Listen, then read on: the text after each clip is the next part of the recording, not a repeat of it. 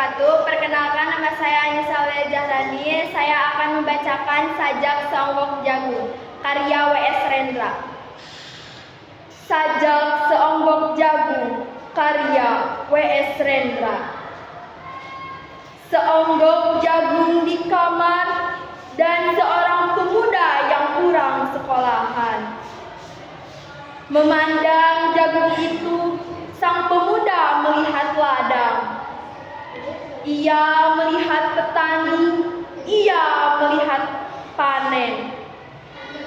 Dan suatu hari subuh, para wanita dengan gendongan pergi ke pasar. Dan ia juga melihat di suatu pagi di dekat sumur, gadis-gadis bercanda sambil menukuk jagung menjadi maizena.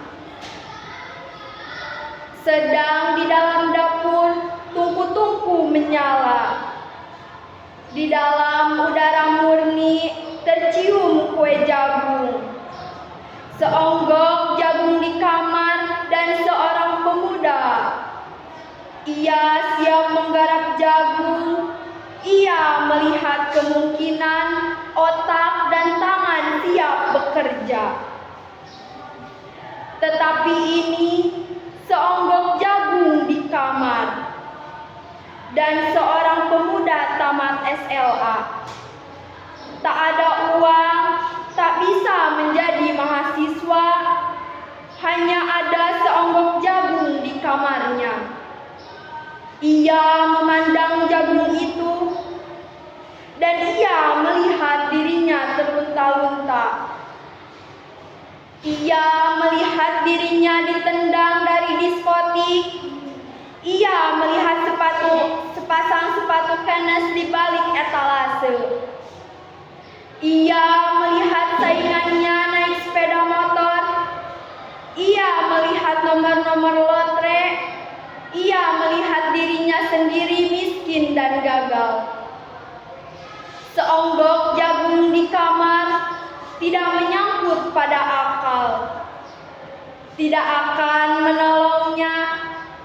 Seonggok jagung di kamar tak akan menolong seorang pemuda yang pandangan hidupnya berasal dari buku dan tidak dari kehidupan, yang tidak terlatih dalam metode dan hanya penuh hafalan kesimpulan, yang hanya terlatih sebagai pemakai tetapi kurang latihan bebas berkarya. Pendidikan telah memisahkannya dari kehidupan. Aku bertanya, apakah gunanya pendidikan bila hanya akan membuat seseorang menjadi asing?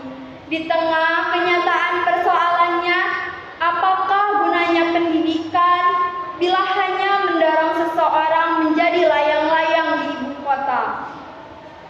Kiku pulang ke daerahnya, apakah gunanya seseorang belajar filsafat, sastra, teknologi, ilmu kedokteran, atau apa saja bila pada akhirnya ketika ia pulang ke daerahnya lalu berkata, "Di sini aku merasa asing dan sepi."